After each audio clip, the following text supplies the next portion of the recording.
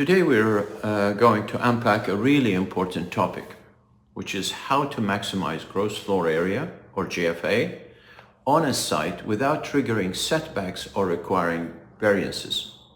This is especially relevant if you're working on a tight urban infill lots or a small development where every square foot counts. Here's what happens all too often.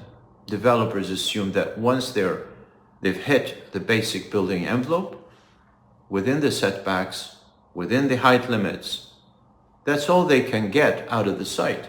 But that's rarely true.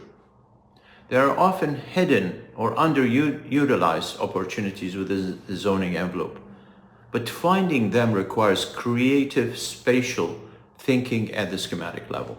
Let me walk you through a few strategies I've used with clients to help them get more out of their lots, all without triggering variances. Strategy number 1, vertical volume distribution. This is about adjusting how space is organized between floors. In some zones, you can gain area by raising the first floor or tightening the floor to ceiling height slightly, especially in secondary areas. Even a shift of 12 to 18 inches in vertical layout can unlock additional units or storage space over 3 stories. I once helped a townhouse developer reconfigure floor heights and circulation to fit an additional secondary unit on the top level completely without zoning. Strategy number 2, use of exemptions. So many zoning bylaws have areas that are excluded from GFA, such as mechanical spaces, stair cores, or certain balcony projections. When these are strategically placed, they can enhance usability without penalizing your GFA. I always review these exemptions during my feasibility sketching phase and include them in layout options. Strategy number 3, creative articulation. This refers to how your building steps or shifts within the setbacks to unlock usable volume.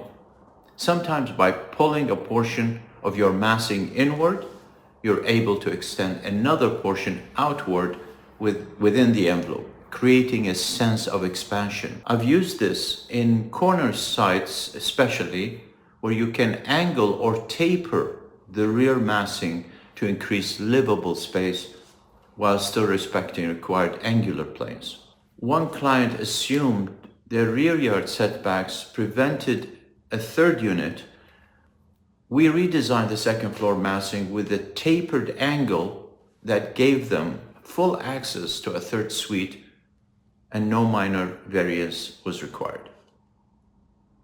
The key takeaway here is that most of these moves need to happen early, not later, early, before you are deep into modeling or construction documents. That's why I offer fast schematic design support, sketch-based zoning aligned, and ROI conscious. If you want to see the kinds of studies I do, how I visualize GFA strategies in the early stages, I've put together a 1-page sample.